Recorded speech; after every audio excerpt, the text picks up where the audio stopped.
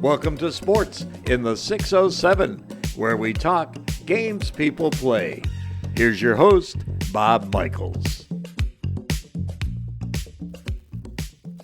Hello again, everyone. Welcome to Sports in the 607. We continue our exploration, if you will, lack of a better word, chatting with people that have, I guess our paths have crossed through the years. And the gentleman on the screen, I have to say, I first met him when he was in junior high school, middle school, I think that's the term nowadays.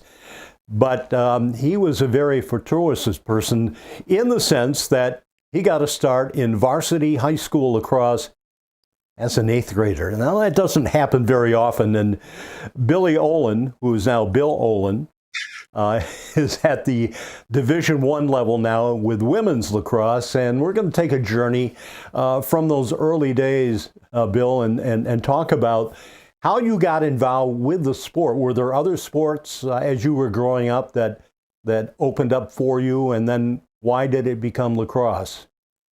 Yeah, I mean, first of all, thanks for having me on. I think this is a great project that you're doing. Looking back, there's been so many successful people coming out of the 607, and super honored that you thought of me as someone worth talking to. But getting to your question, you know, I was thinking about it as I was prepping for this, and I played everything when I was younger. My parents, I was very lucky. They put me into I did the soccers.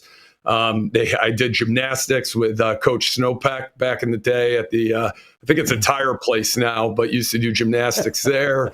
Played ice hockey, which was my favorite sport. I did football and, did all those growing up. And it really gave me a great base, as I finally found my true love, which was lacrosse. And it's funny watching these days, even my kids are starting lacrosse in third, fourth, sometimes first grade. I didn't start playing until seventh grade. And, it took a couple chance meetings to kind of push me in that way, but have been very lucky because of my parents to try all different types of sports. Well, your first high school coach was Claude Truesdale, if I remember correctly. Yep. And, there are some parallel routes that run even to this day with the Olin family.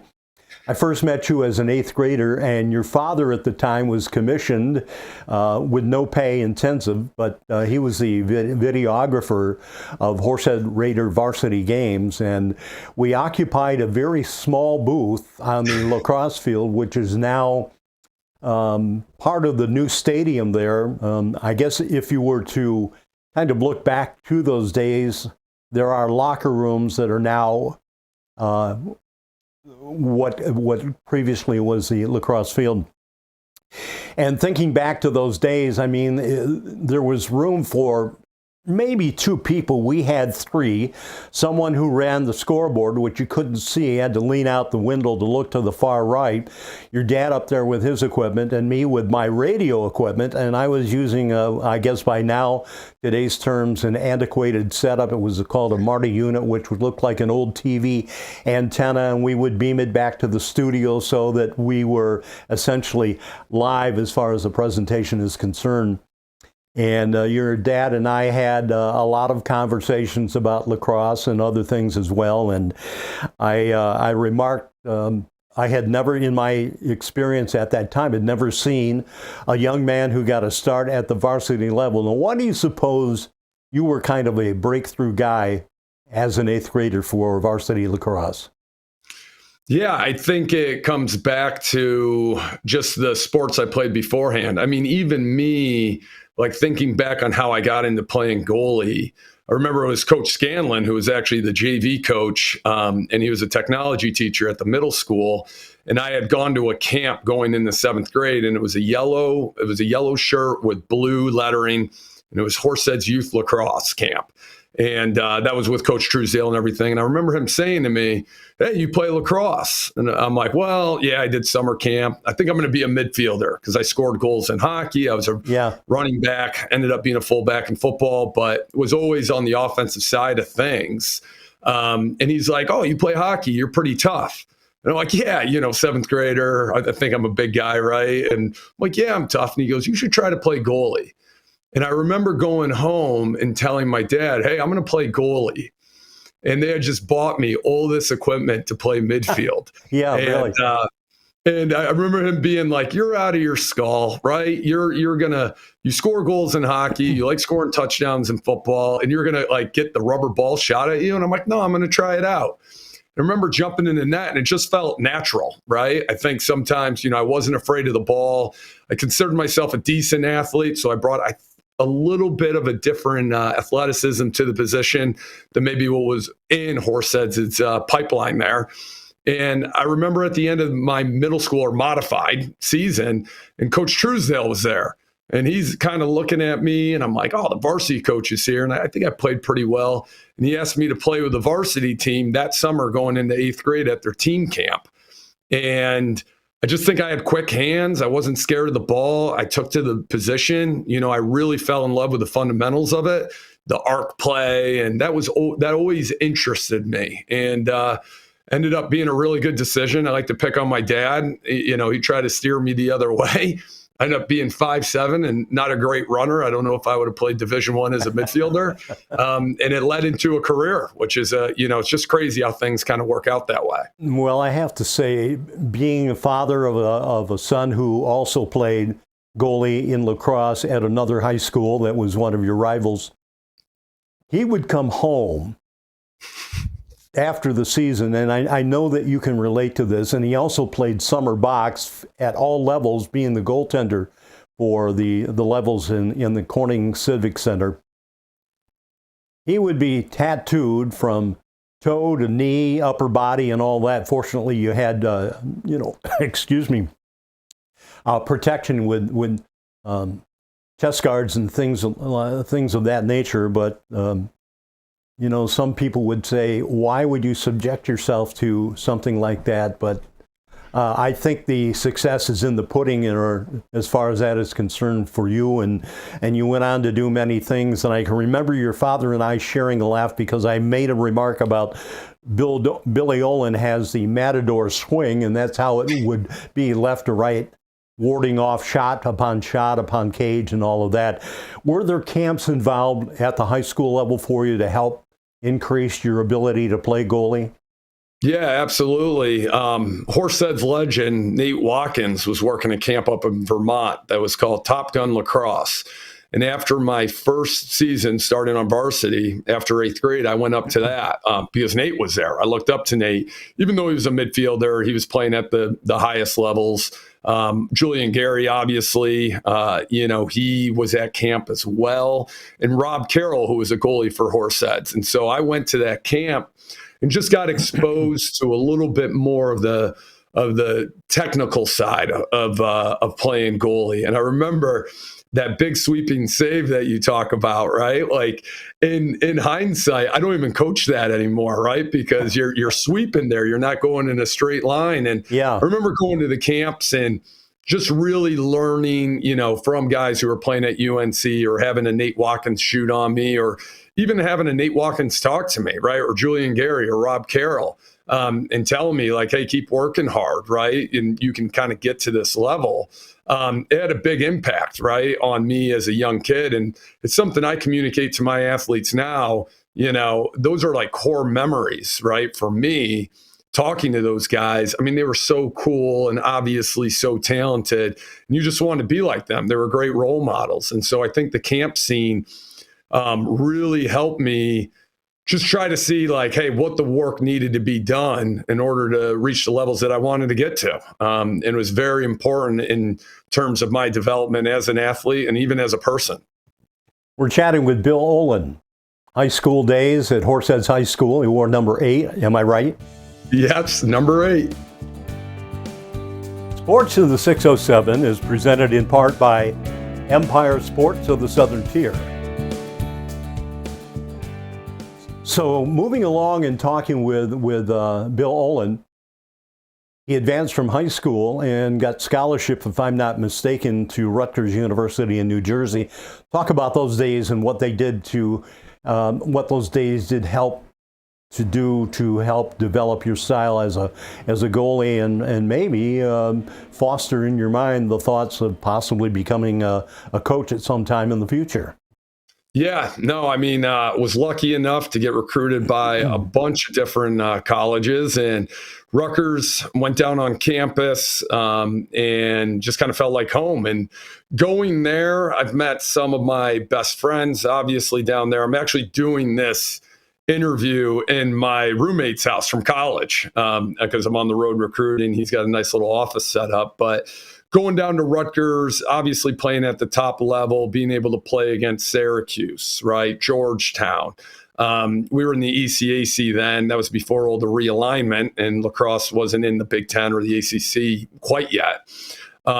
We were able to, compete against the best. And it was an interesting transition for me because at Horseheads, obviously you're playing the Cornings. We had some great players that I was seeing shots from in practice at Horseheads, but it was obviously, like for any athlete, it was a completely different level. And I remember when I got there in the fall, I was kind of the big man on campus at Horseheads, obviously starting 5 years, setting records, playing in the All-American game, and then getting to college. There was some humble pie there, right? And I had to kind of dial in what I was doing, and continue to work on my craft, and had a designated goalie coach. He was our defensive coordinator, but worked with the goalies and started to refine some of the things I were doing. And all of a sudden, that great athleticism that showed itself where I could run out of cage and go and bring the ball on offense, that started to go away a little bit. So I had to shift how I played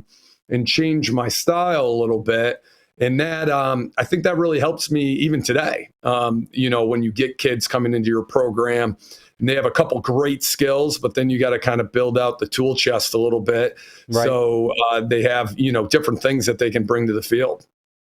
Well, Bill, in high school, obviously, you set some records as far as saves per game, saves per season, and career as well. I'd have to go back and chat with the current coaches and the record books and see if some of them are still holding up. But something that you carried with you to the college side of things, and then after all of a sudden 4 or 5 years go by in a blink of an eye, and you're out in the adult world, and you have an opportunity to form a startup program I should say I'm getting ahead of myself, but after Rutgers, you went on to Potsdam, where you were an assistant coach. And, you talked about being a baseball player at some time in your young youth at Potsdam. You not only fostered some schemes as far as lacrosse, but you were also a golf coach.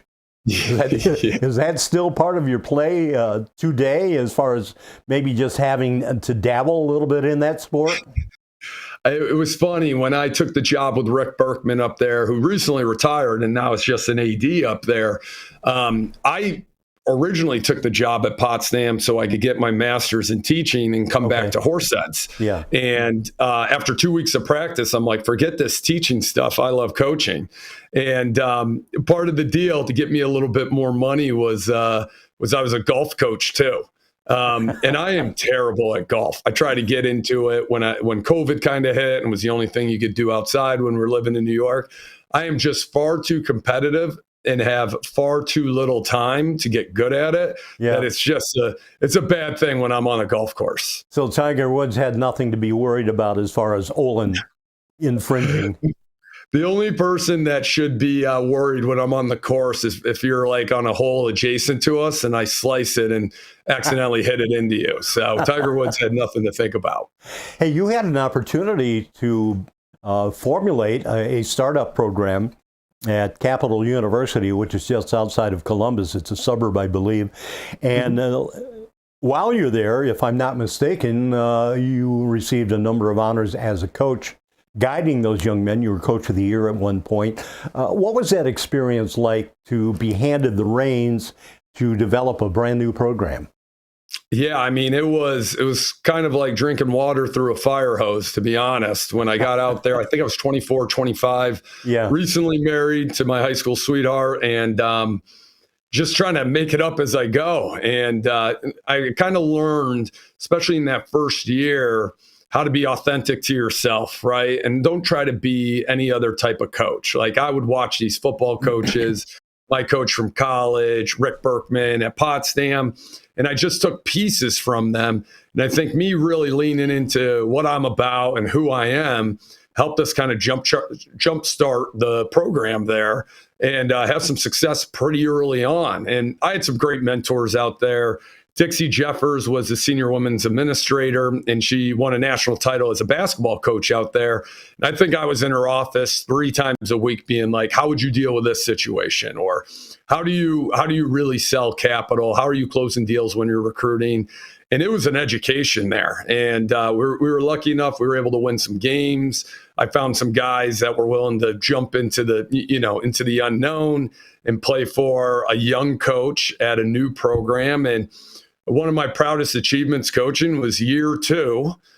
We won the regular season title for the Ohio Athletic Conference and beat a team, Otterbein, who had never lost a game in conference in the regular season. And we were doing it with freshmen and sophomores, and we had great goalie play and was able to kind of figure out, hey, how to pull these guys, along, and just had a great group there and some of the best memories of my life. And I still love getting texts from them as they start to have kids and get married and start their careers.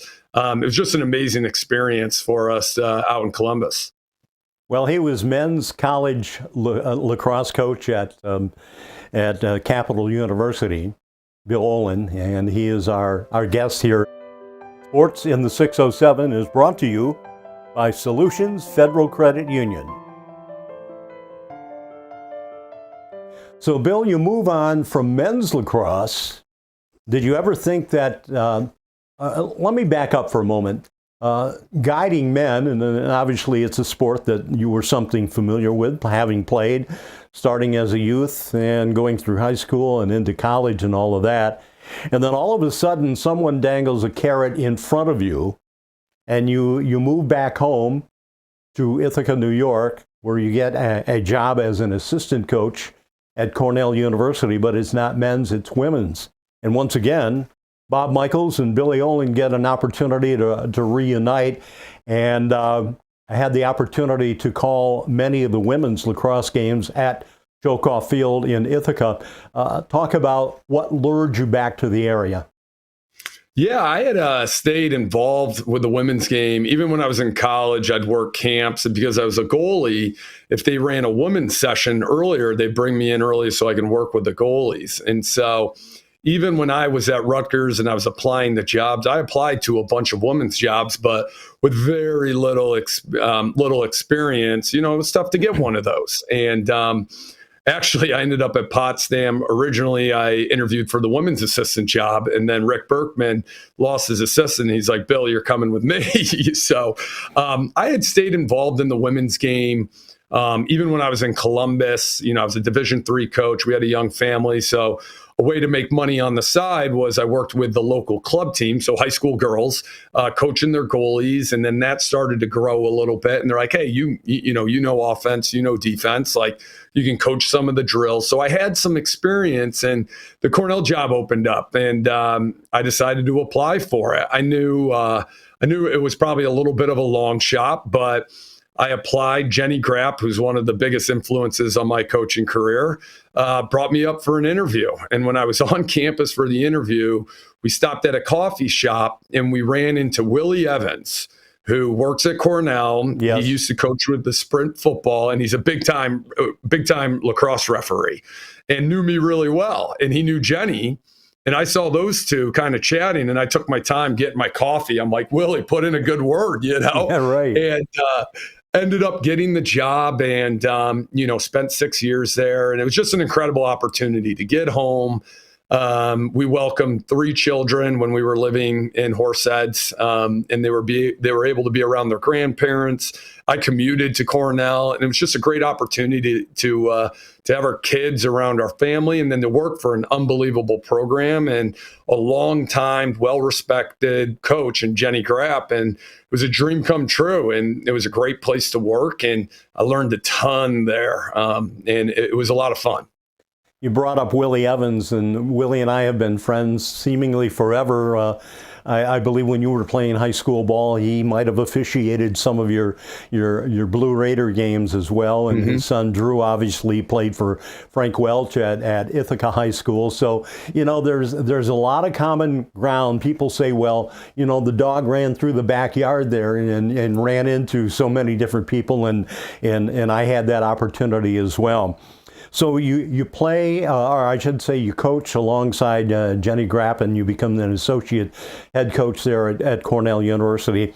And I have to bring up something because when I'm in the broadcast booth from the radio perspective, I would snap photos that I could use for my website. And I have a photo of you working with your goalies. But it was kind of to me, it was kind of an unorthodox move because you weren't shooting with the coach's goalie stick. You were using a tennis racket.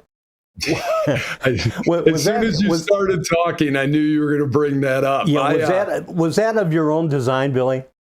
Yeah, I had seen people do it in a different context, and then I really love it because obviously as a goalie, you're reading the shooter's body language, their eyes a little bit, but you're focusing on the stick. And what I like about the tennis ball or tennis racket and tennis ball, it's a little bit more unpredictable. So I would throw them in. I'm really big on exaggerating things. And so I would put them in. They would have a short stick for part of it. They would have a, regular player stick. And then I'd be hammering tennis balls at them. And so they couldn't just read my body language. And then I made them use a smaller stick. And if you're getting a touch or if you're anywhere near it, once we throw you with the big stick, right, all of a sudden it's a little bit easier to make saves. And then I start shooting with a normal stick for regular warm-ups, and it's a kind of build-up that hopefully gives them a little bit of confidence as they get into the game. And my goalie there, Katie McGann, who I coached for 5 of the years because we had 1 year canceled by COVID. And Renee, they loved it because it was just like, hey, if I can make a save, doing it this setup, right. When I get in the game, it's going to be a little bit easier. Chatting with Billy Olin, and I have to catch myself. It's Bill Olin now, but we go back. Either one works. We go back so long ago. Before we move on with the interview, I want to remind our viewers that this game or this broadcast is presented in part by On a Roll in Horseheads. They're located in Hanover Square. Bill Olin has been a frequent visitor whenever he's in the area, and I am as well. So being involved with local sports on the high school level as well as college, that gives me that opportunity, and our thanks to the folks there at On a Roll for sponsorship of this interview. So after Cornell University, Bob Michael's surprised to learn that Bill Olin is no longer living in Horseheads/Ithaca, but you take a role and you continue to move up the ladder as far as Division I women's lacrosse is concerned. Talk about the opportunity to land at Clemson University. Yeah, we thought we would be at Cornell for forever. And then I got a call from a Richmond number, Allison Kwolick, who's my current boss. And she asked me to take a look at Clemson, and going down on campus and just seeing the support for athletics, and most importantly, the support for women's athletics was just crazy. I mean, we've built multi-million-dollar stadium. It's on the lake, from scholarships, from support personnel. It was just an opportunity I couldn't pass up. And even, going down and checking out the area, upstate South Carolina feels a lot like upstate New York. There's lakes. I don't have to plow my driveway. I'm not shoveling the walkway. That's a bonus, right? It's a little bit. We got a little snow last year, and it was like a sprinkling. And my kids are like, this ain't nothing. And I'm like, yeah, but it's a snow day, so take what you can get. But Clemson has been just an unbelievable place to be. And, building a program with somebody like Allison has been great. And, really, really blessed to have had the opportunity to coach down there. Well, you as a young man exposed to sports at a very tender age, and I have to say that I have met your oldest daughter, Finn, Yep. And your dad used to, and I do play-by-play at Elmira College, men and women's hockey. So your dad, who also works with the stat crew at EC Games, brought her out at a very tender age and introduced her to me. And she looked at me like, who's this guy? I don't know him. But it's good to see that, the family tradition continues on, and with your dad, Chuck, who has been a longtime friend of mine. And certainly I welcome the opportunity to talk all things hockey. But when we're there, we're usually engaged in a lacrosse conversation. He talks about his beloved son. Before we move on, I want to give credit out to First Heritage Federal Credit Union, who also has agreed to sponsor our interviews, Sports in the 607. Family is very important to you, Bill. You have a younger brother, Robbie, who also played lacrosse in the Horseheads School District. What is he doing now, and would you care to share some info on that? Yeah, he followed in the footsteps of playing goalie. He was a lefty. I was a righty. I didn't luck out and get the left-handed gene.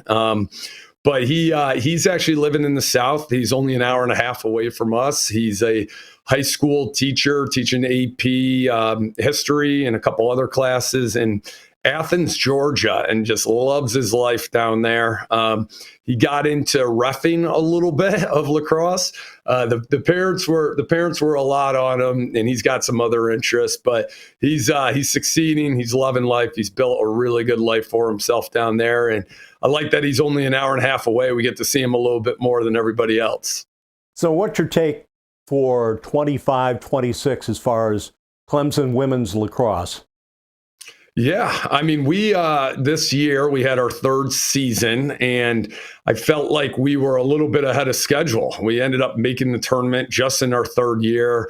We were knocking on the door the first 2 years, had a couple big wins, but just didn't have the profile. And then finally broke through with some big wins this year. Played a first-round game against the Patriot League champion, which was the Naval Academy, a top 15 team, and was able to win that one. And unfortunately, ran into the future national champion in the second round. And so looking ahead, we want to build on that foundation. I think we can show that what we're doing works, and we're welcoming in the number one overall ranked recruiting class by Inside Lacrosse this year. And so we've got some great talent coming in. We have the number one and number two overall ranked recruits coming in, and excited about what we're building. I think with the changes in the NCAA, with roster cap, scholarship enhancements and things of that nature, we are uniquely situated to do really well in this new world. And it seems like every day we get a new bit of information that changes how our job is. But we know that Clemson's putting us in the best position possible to be successful, in this new world, and really excited about what's coming down the line for us. Well, I am so very happy for you that things have moved along well. You've certainly paid your dues and maybe put Horseheads on the map again. And they do it with so many former athletes and coaches like yourself, Bill Olin. Continued success. You are now the associate head coach, working alongside Allison Krolik. The Clemson Tigers are certainly making a name for themselves, and I know lacrosse fans, whether they're based in the Southern Tier, in the 607 area, or across the country, and for that, around the world, watching to see what you're doing. But keep that going, and remember the old Matador sweep. Absolutely. I don't know if it's the right technique anymore, but I still think it's the best looking save in lacrosse when you can make it happen. All right. Bill, thank you so much. Continued success. Yes, thank you so much for having me. And our thanks going out to our producer, Andy Parker, who works very diligently behind the scenes. You don't see him. He's done a wonderful job there. And, of course, our late colleague, Tim Shattuck. Bill, thanks so much. Thanks. Thanks for joining us for Sports in the 607. We'll have another segment coming soon.